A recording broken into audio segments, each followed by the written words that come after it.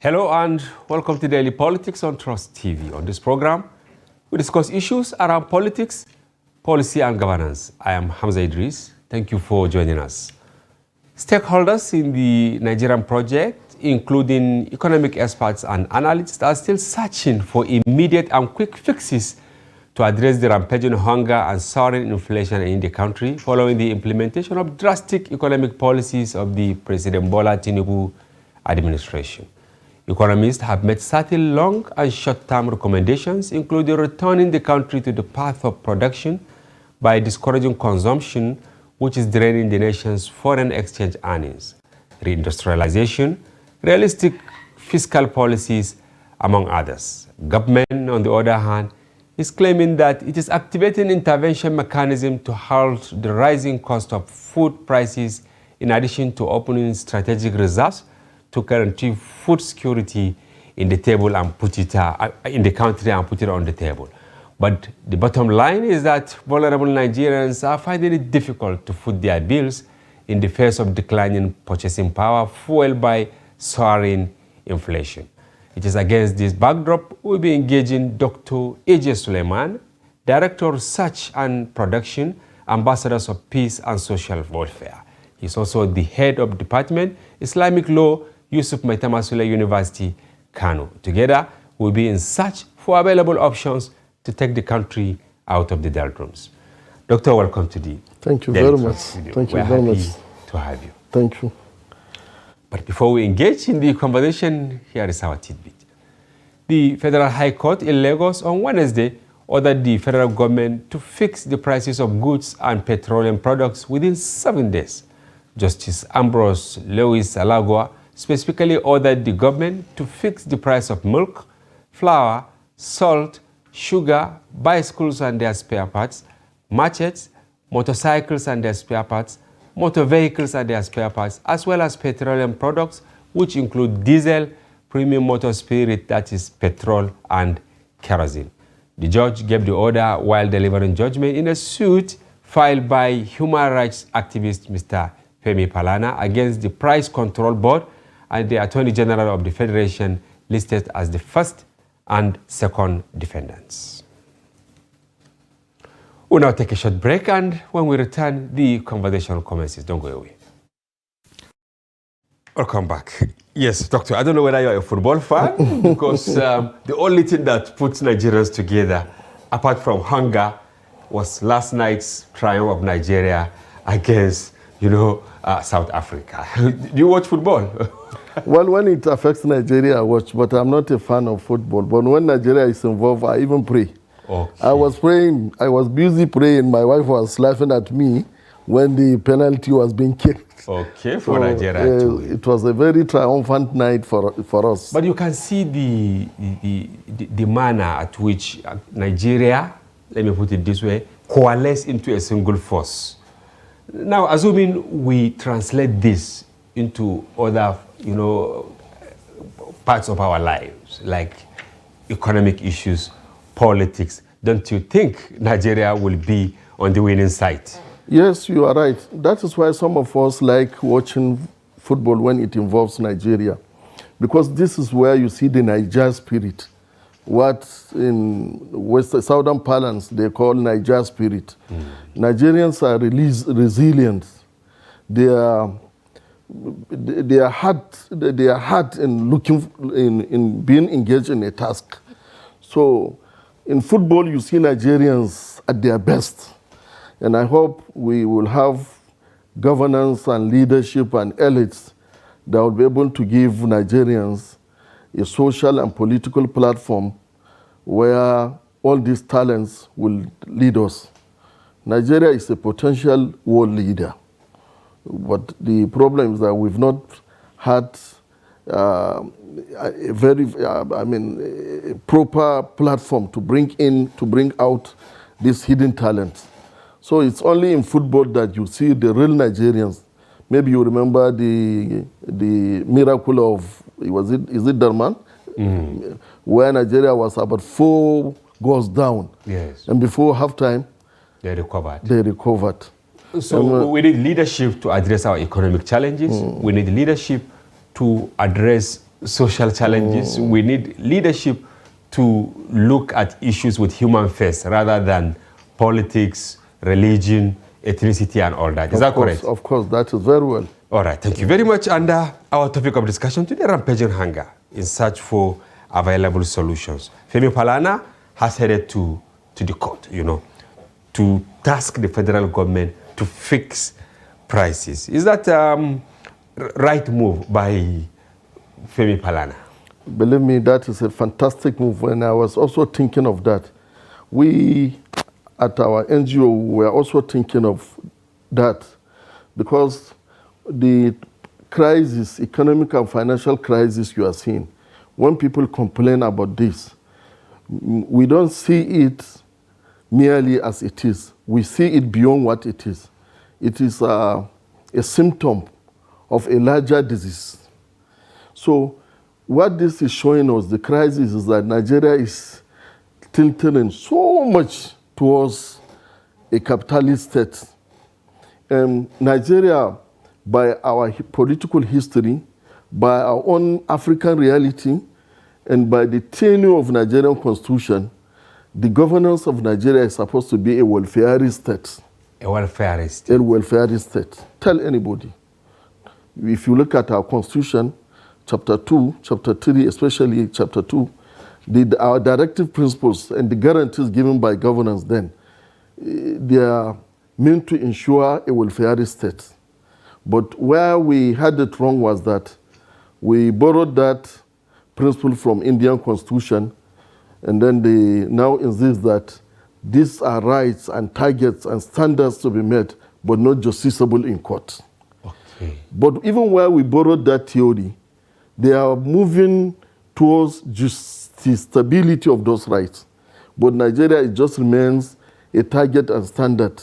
And our leaders and governors, when I say governors, I mean from president down to governor to chairman, you can't trust them to do something by just moral expectation. You need a law to ginger them. So I think Falana did what he's used to doing, which is using the court and larger definitions of the law to bring those rights from justiciability, from non-justiciability to justiciability. Just like he did some years ago when he went to West African Court of Justice to now get a declaration that right to education is an enforceable right by means of Nigerian commitment to some international instruments and all that. He cited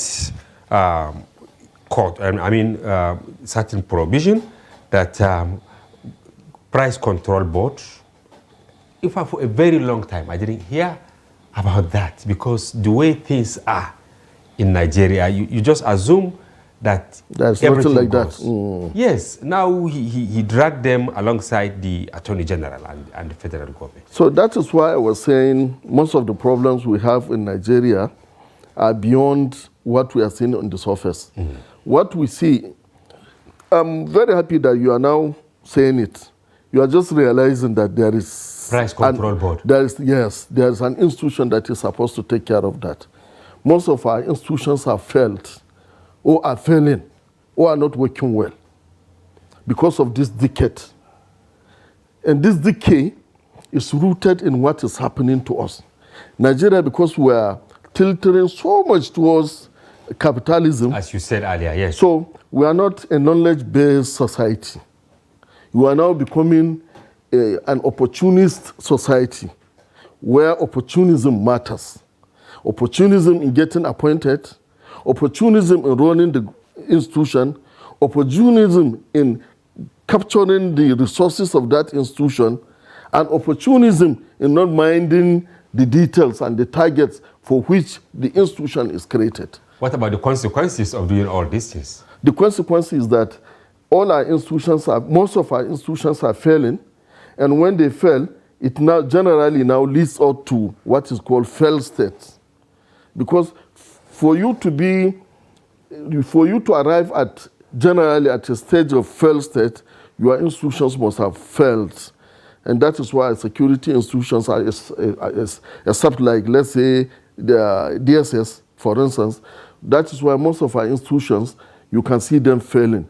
If you look at the law for which they were created, if you look at the target and the ideals of the law, you can say you don't need a researcher to tell you that things are not working. Things are not working. The institution is not reaching its target, except very few ones. Like, for instance, DSS. If you look at the law that created DSS in 76 after the death of Murtala, you can see, and the amendments, if you trace them to where they are now, you can see at least we have few institutions working. But most of other institutions, you can see they are not meeting the target for which they were created. We actually brought you to the studio to talk about some of these dynamics.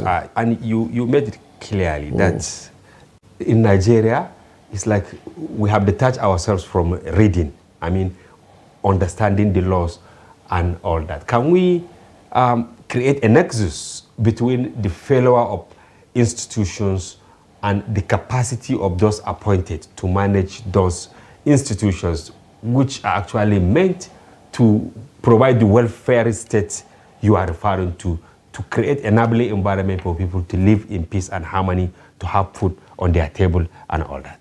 Yes. You know, I think it was John Kennedy that said it. To be a very good leader, you need to know the background, traditional, cultural background of your people, and to know an idea of governance and how to lead, create a visionary leadership towards a vision. Now, in most societies, their system threw up the best out of them. That's why, for instance, I now just cited John Kennedy, but he was a president of his country. It was their democratic process that brought him out. It was later that we discovered from his biographies, several of biographies written about him, that since his childhood, his father has been training him, educating him daily. It was a daily. They always read newspapers, always discuss the problems in the country, and therefore, before he became a president, he was properly educated. He was groomed. He was groomed. He wasn't a president by accident. He wasn't a president by accident. So, and that is why when he came, America was at a crisis. America was facing human rights crisis, black election, and franchise practice crisis, and all that. He was able to lead them out, just like the way Abraham Lincoln led them out. And don't forget, he was also influenced and inspired by Abraham Lincoln. Abraham Lincoln was also properly trained and educated.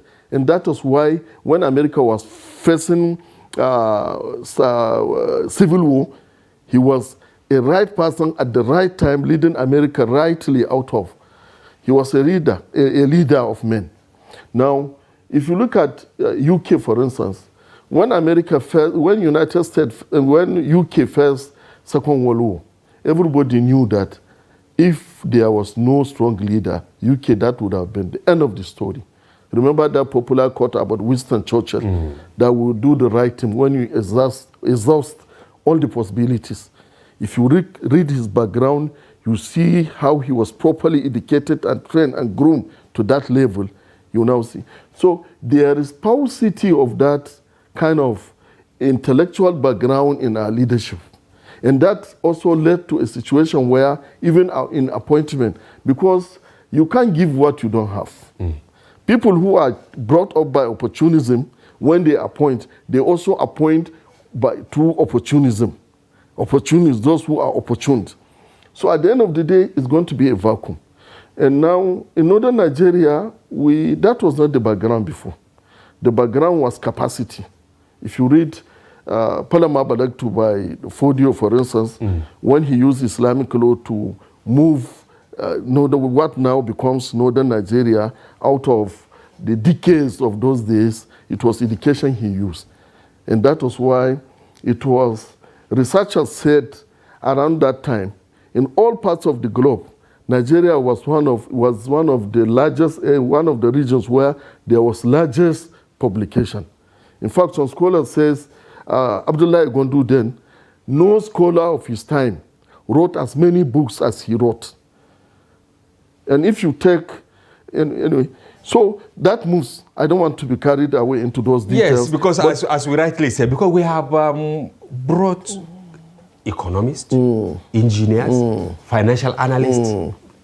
because no discussion, Doctor, takes the attention of Nigerians now, apart from the way forward, the way out of the economic quagmire we found ourselves. And that is why I'm asking you questions from maybe the legal perspective, knowledge and all that, because we feel is another option that maybe is, if well explored, we may likely find solution. Because in our introductory parts, we said that stakeholders are actually looking for quick fixes. So from your estimation, is there any quick fix that will put food on the table of Nigerians?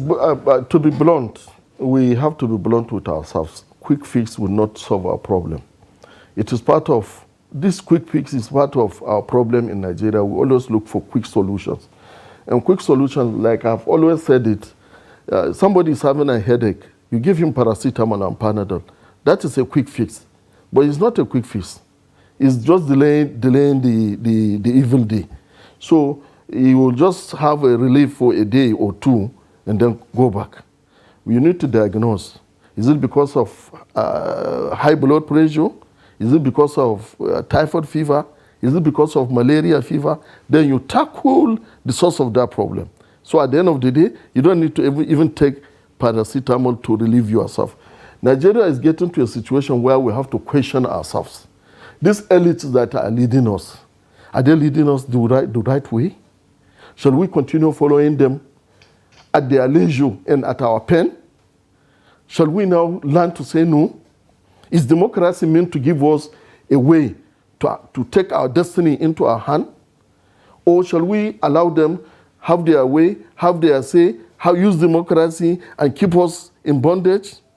Nigerians should ask themselves, the kind of leadership, the kind of life, the kind of social life we are living, is it the life that we are due? Look at the resources of Nigeria.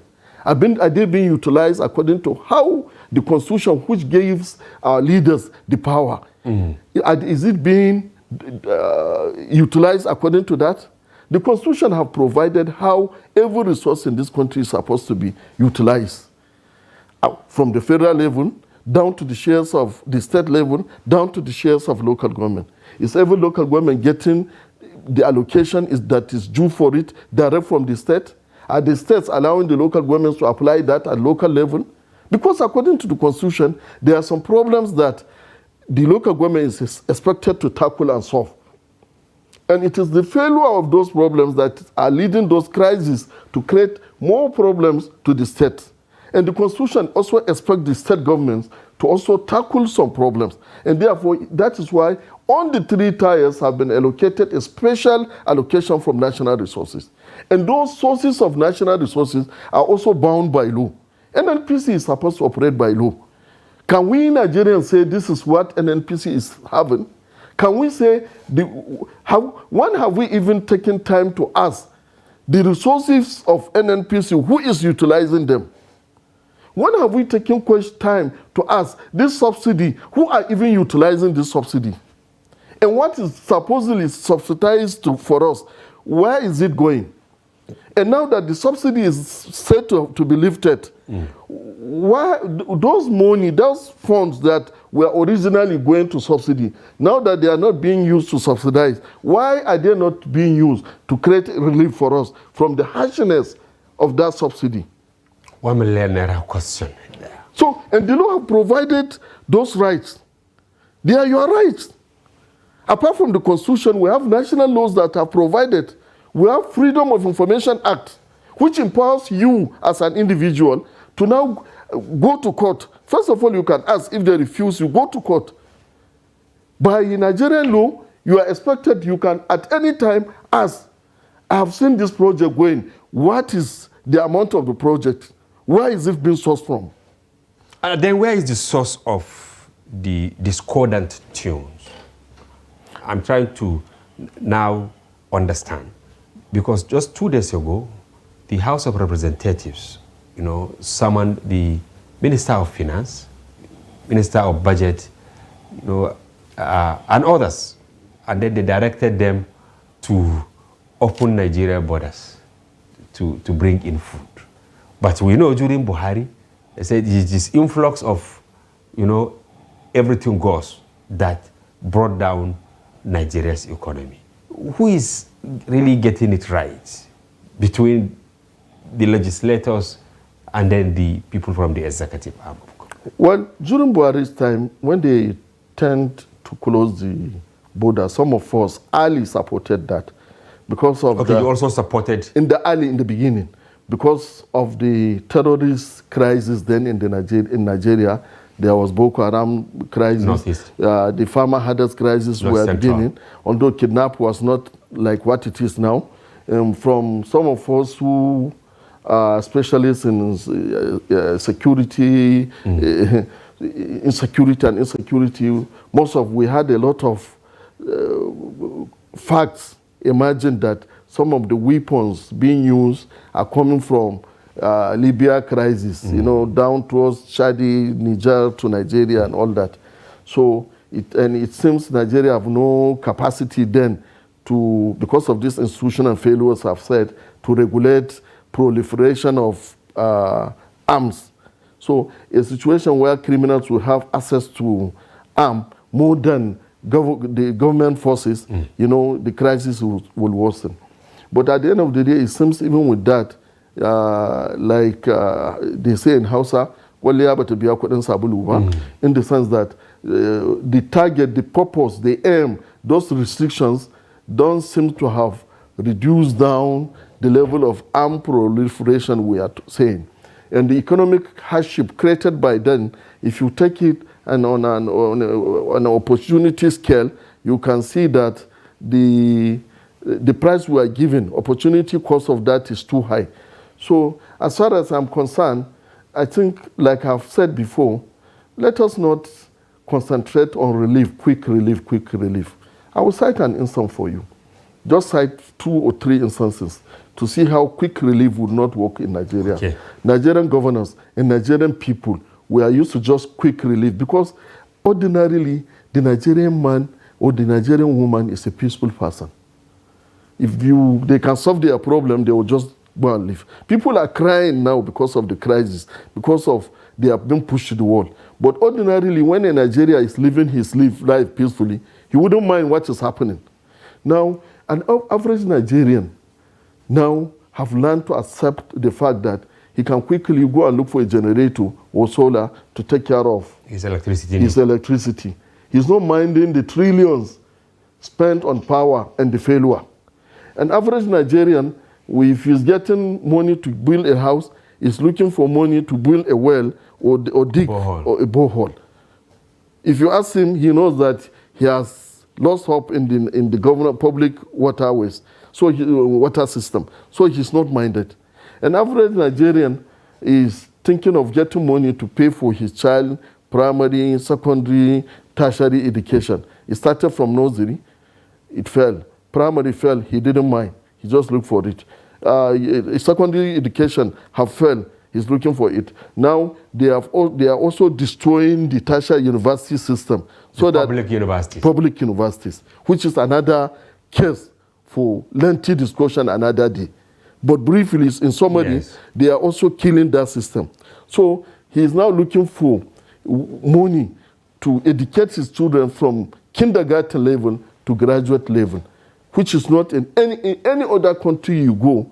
In fact, in countries where people sponsor their children to tertiary education, you have very good public primary and secondary education. Parents now come in when it comes to tertiary education. So an average Nigerian is always looking for, as a man, as a citizen, he is always looking for a quick fix to solve the problem, and he's not minding the root of his problem. That is why even cars, all the cars we are driving, most of them are now, except those purchased by government or by people who have resources linked to government, are second-hand cars. I mean, Tokumbu. Now, this is our new car here now. Why? Because he's not minding why is it that before Nigeria you can buy a car from Kakuri made in Nigeria, but now you don't get that money. Once he can get any kind of car to take him to where he is, he wouldn't mind. So even government have also been thinking in that direction. And governors are not supposed to behave this way. Governors are supposed to look at the root of problem, solve the problem from the root. So I'm saying the best way to solve Nigerian problem is to get out of this short-time mentality. Thank you very much. Start thinking out of the box to solve problems. The root cause. The root cause of the problem. So if you've been following my interaction during Buhari days, I was always targeting that this government must be able to finish the problem of corruption in Nigeria. But then, Doctor, you're talking about maybe middle and long-term solutions. Now, there is anger. We saw protests just yesterday in Suleja. Women in Puda, they came out to the streets, joined by men. You know, about 3 days earlier, in Mina. Then 2 days earlier, I think at the weekend last week, people selling gurasa in Kano, they also trooped to the streets. Do you think we have to address corruption first? We have to fix our refineries. We have to fix the roads before we start thinking of providing food, because there is hunger now. And that is why I ask whether the members of the House of Reps are also aware that, you know, we don't even have food in the strategic reserves, that some people are claiming that government should open them and share the food to Nigerians. You know, you are right, but what I think the two should be combined, because none is not, all the two measures are very important, both the long time and short time. The short time problem is that, although I'm not supposed to divulge it, but some of us have been relating the information as an organization. My NGO have been trying to do the best we can to alert, because the tendency of this is that these crises are now within control. If they are allowed to escalate, there is tendency that it will get out of control. This protest, isolated protest, of course. I've said it elsewhere last week, and I'm repeating it now. I'll give you a trajectory of how crises develop. But before then, let me drive home this point. Okay. That quick solution for this purpose is very important, but any option they are taking should also go along with long-time process. Now, quick fix needs to address this because of looming larger instability and insecurity. One, you don't have enough forces to keep Nigeria together if there is an explosion of crisis now. Wide-scale protests, for instance. You can't. Secondly, it's a matter of life and death now. A matter of life and death in the sense that, you know, those who are in governance are shielded from reality of what is happening. But some of us who are middle in the cadre, we have an opportunity of relating. 3 days ago, 4 days ago, I think it was Thursday, I went for a case at Sharia Court of Appeal, Katsina. I had the matter then. I went through Daura, and then in my way coming, I gave some people lift. Sometimes at the court and in public instance, I like commenting with, just talking with people and just gauging. To gauge the maybe pulse. Because of my security background. The guy we took there from Kazauri, we just gave him lift. We saw he was so desperate. And this is the despair in Nigerians now. Just to help somebody, give him a lift. If you see the way he prays for you, if you see the way he thank you, the cost of transportation. because you know that mere lift is solving a very larger problem in his life. So he dropped at a market they call Liberia Market, just after Ambata. So we just asked, I just took time to ask people selling foodstuff there. Tomatoes and kamia that you could buy before in 100 naira, even in Kano, as at that market that day, where things are supposed to be just carried, not, believe me, even 1,500 could not buy that. And I was telling my driver that with this development, how are these people living? So the reality of it is that, and one of the people is telling me that, believe me, in Nigeria now, there are families that cannot even eat beyond once. And somebody shouted and said, well, even once, some people don't even get. You remember when one of our scholars here, Sheikh Makari, they gave, when he was asked about when people are pushed to the wall and have no source of food, how because of that Islamic law have given you some emergency opportunities to survive. This is because survival instinct is a basic instinct that no law can hold you back. And we're approaching when there. you are fighting survival. All right, thank you. Doctor, we will go a short break. Thank you very much. It is becoming frightening. Thank you very much. The way people are actually getting to the world where no law can hold them down. Thank you very much. Viewers, don't go away. We'll be back shortly. We started manufacturing leather since 1958. But the most important thing is that if the system is checked correctly, we won't have where we are now. If somebody has depression, they may just be very irritable and unproductive in the office. So you find on average already about 1 in 4, 1 in 5 Nigerians already have a mental illness, a mental health condition that needs some form of attention. No matter how good an economy is, if the federal government goes bust, believe me, everything in the economy is just a matter of time it will go bust. So first of all, about maybe slightly above, below 70% is in federal government securities. If government has banned importation of fertilizer and states are doing it at the level of governance, but I believe that production and distribution of fertilizer should be left to the private sector. This is the general multi-purpose card and it has a chip here. So this chip is about 80 kilobytes. The one that you get from the bank for ATM is just 4 kilobytes. So this is like 20 times.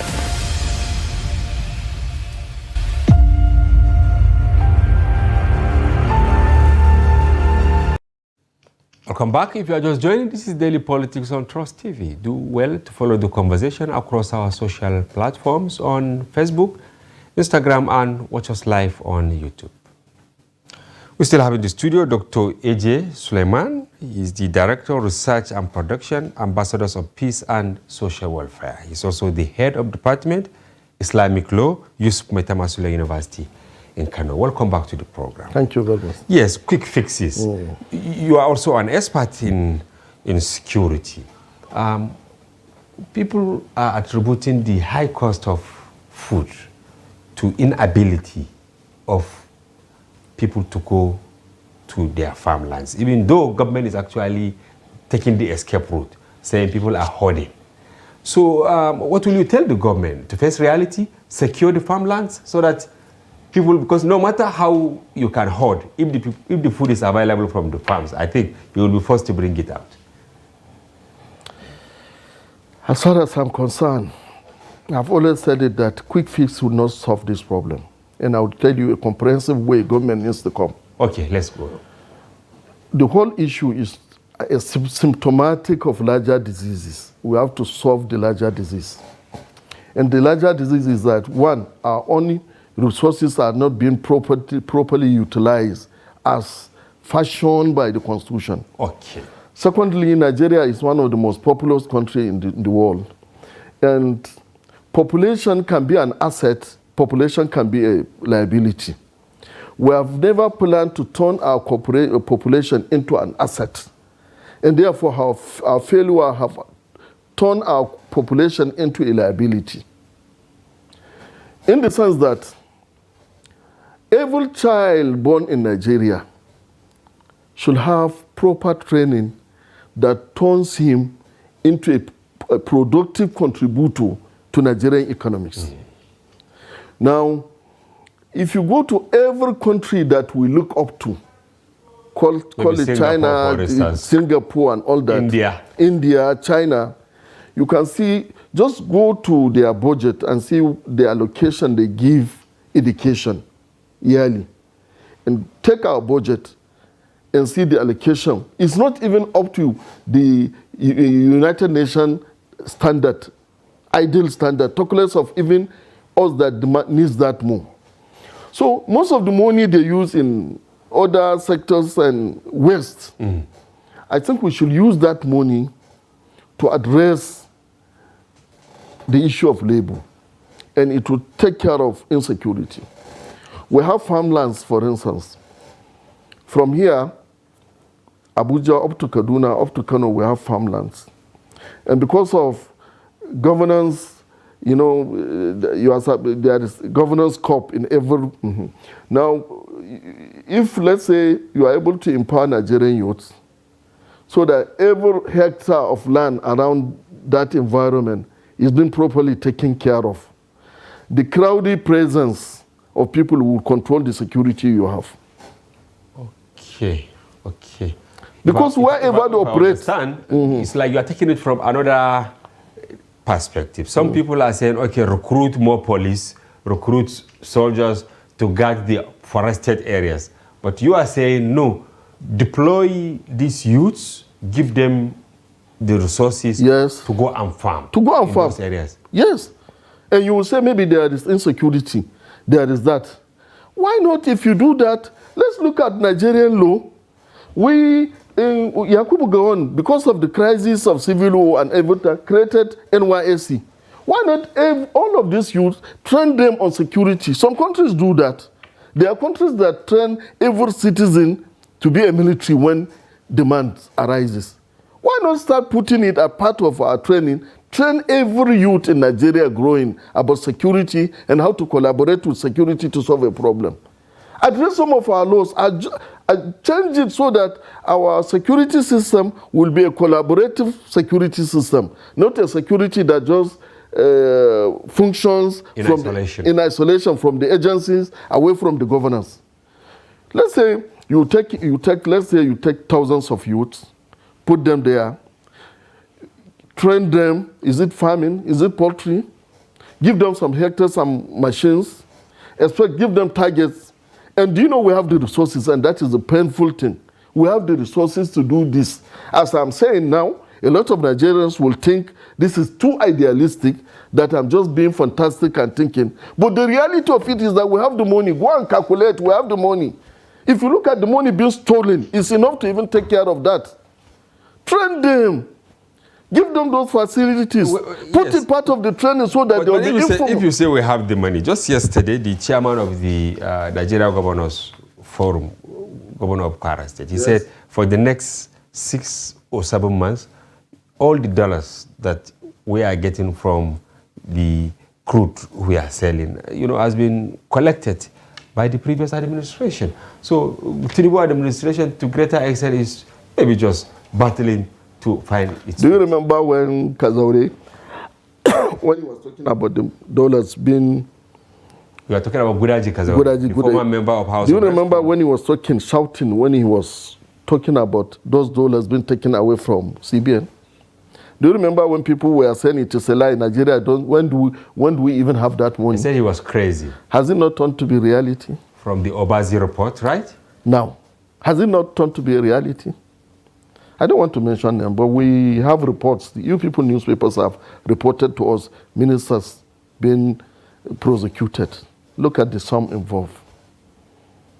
And apply those sum. You are not even giving it to them free. It's Nigerian money, but you are not giving it to them free. Set a target. I don't know what's happening to our leaders. Give me the presidency of Nigeria and see what I will do. You are getting Believe me, worried. I'm going to take all these youths, train them, give them those facilities, have people to follow up, see how they are progressing, prepare every average graduate to be able to develop his farm into a serious company. In about 10 or 15 years, drew back the capital, and he's on his own. You teach in the university, and you know how phantom the ideas are with our, undergraduates. Do you think they will agree? Maybe, let's say, all those that are going to be mobilized for NYSC, directly after the 3 weeks in the camp, they will just be given tools, then be given each a hectare. Do you think they will accept it? You see, I want to give you a challenge. Okay. I taught in ABU Zaria. Look for every student I've taught.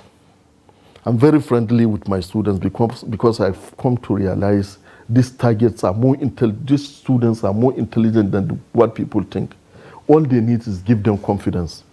I've seen students that people think cannot do. And right now, I'm supervising a postgraduate student that some people think he cannot make it. And he's about to even defend his thesis this month or next month. You are turning him around.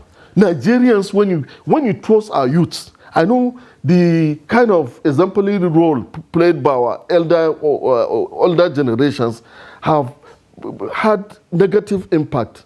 But believe me, these young guys are very intelligent. They are very intelligent.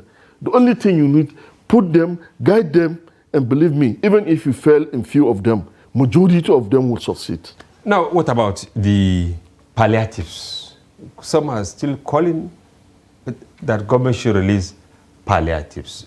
Is this also another quick fix that will never actually trickle down to the poor? Because they have tried it not once, not twice, and were unable to actually gauge and see the impact. We have said it before. The whole of our crisis is a symptom, is symptomatic of larger disease. Palliative in other countries can be a solution, but in Nigeria it will be a source of another problem. How many palliatives have been given before? Has it reached its target? During the governance of Buhari, I was in one of the Access Bank in Kano. Money that was supposed to affect the lives of common men. In the account, I was there, somebody was posting, and I had the opportunity of seeing the list of people who were getting that money. So even if you come with palliative, is it going to end in the proper hands that you have targeted? So why not look at how to soften the prices?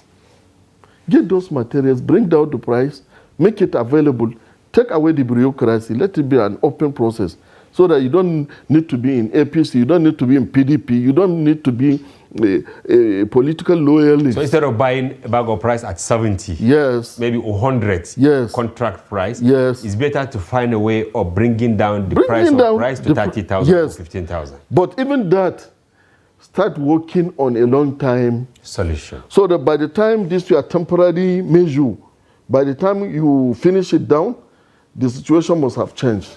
Some people believe, but palliative alone will not solve the problem. Some people believe that all the scientific facts the Tinubu administration roll out, that subsidy was only benefiting the rich, allowing the naira to float is only benefiting a few. They said it has been faulted now because they have not changed anything. Hence, they need to go back to square one, meaning control the value of naira against the dollar, restore subsidy so that fuel will come back to 200 or 250 or even 160 as it was during the Buhari era. Are you in the same school of thought?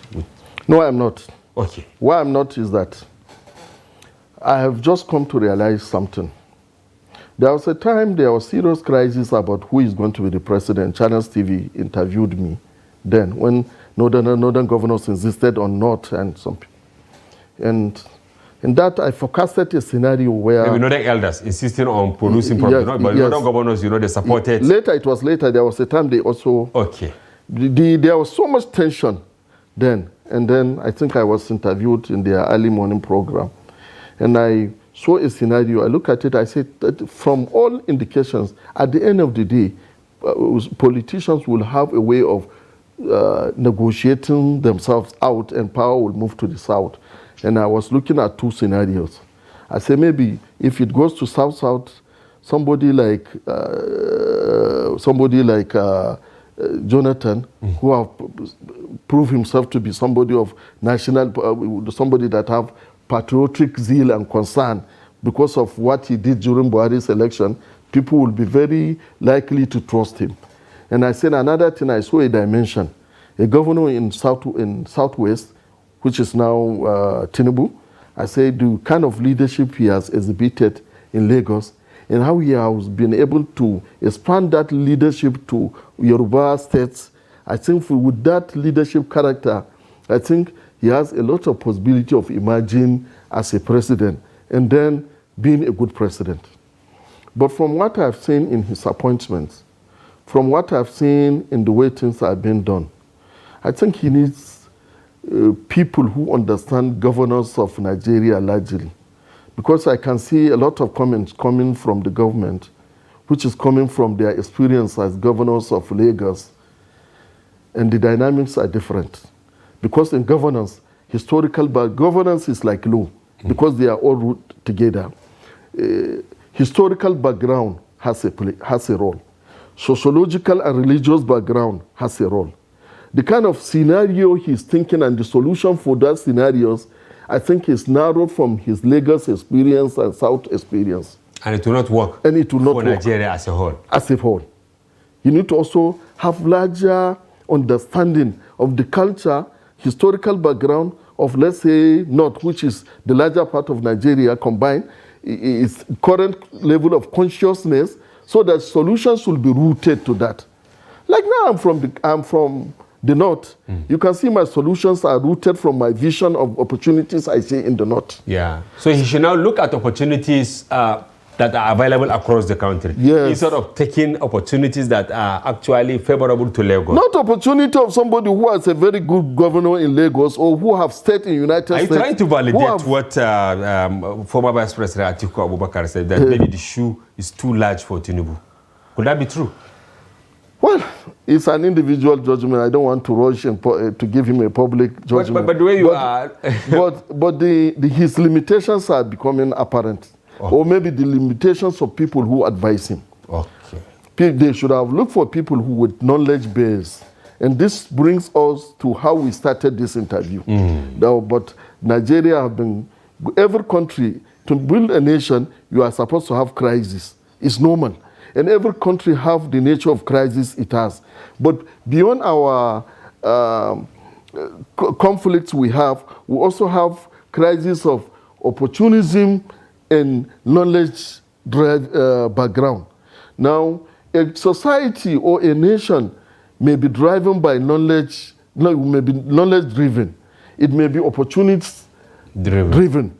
Nigeria is tilting more towards opportunity driven. Okay, now that is why, yes. And that is why his policies, his appointments, some of them are reflecting this opportunist. Which will not go well, right? Which will not go well. Okay, we have less than 2 minutes now, and within these 2 minutes, I want to crave your indulgence to summarize. Okay. Maybe 2. Short time. This is what Tinubu should do. Middle, this is what he should do, and then in the long term. This should be in less than 2 minutes, Doctor. Nigeria has serious problems. Okay. If you don't solve those problems now, some of us are afraid what is looming is beyond the control of government and governance. Okay. But it is not too late. Okay. Government can come with immediate measure. Yes. It can also come with long-term measure. Okay. In fashioning out those long-term and medium measure, government should try as much as possible not to rely on bureaucracy to solve the problem. It should not be an elitist opportunist. Like prescriptions by INF. Yes. And it should not be an opportunist solution like palliative. Okay. Otherwise, opportunists would take over the solution and it will not yield result. Government should listen to knowledge. Government should be advised by knowledge. Government should be guided. Government should know that Nigerians are suffering. And a hungry man is an angry man. Bring down the price of foodstuff. So you're on the same page with Palana once again. Yes. All right. Bring down the price of foodstuff. Government should find a way of supporting Nigerians in education and other sectors so that they'll be able to live their life. But Nigerians who use their money to pay for education of their children, Nigerians who use their money to pay for fuel, these Nigerians are lacking the money now to even feed themselves. And therefore, Nigeria is in crisis. But it's not too late. We expect with governance background from Lagos, with his international exposure, if you will listen to at least some of us who have been from the grassroots, that combination will be able to lead Nigeria out of the crisis. All right. What is happening in Nigeria is normal. India have gone through it. Sudan have gone through it. A lot of countries have faced this. But they were able to come out of it. Yes. All right. Thank you very much. I wish we have more time to continue discussing this all-important topic. Dr. A.J. Suleiman, Director, Research and Documentation, Ambassadors of Peace and Social Welfare. Thank you very much. Head of Department, Islamic Law, Yusuf Maitamasule, University, Kano, for coming to the program and for discussing, yes, rampaging hunger in search for available solutions. You have offered quite a number. We hope they listen and they should implement it. Thank you for coming once again. Thank you. All right. And viewers, that's a wrap on today's package. We sincerely hope you found the conversation engaging and informative. Be sure to join Daily Politics airing every night throughout the week, 7 times a week. Tomorrow is Friday. It will be your day. We'll open the line for you to comment on national issues. Bye-bye for now. I'm Hamza Idris.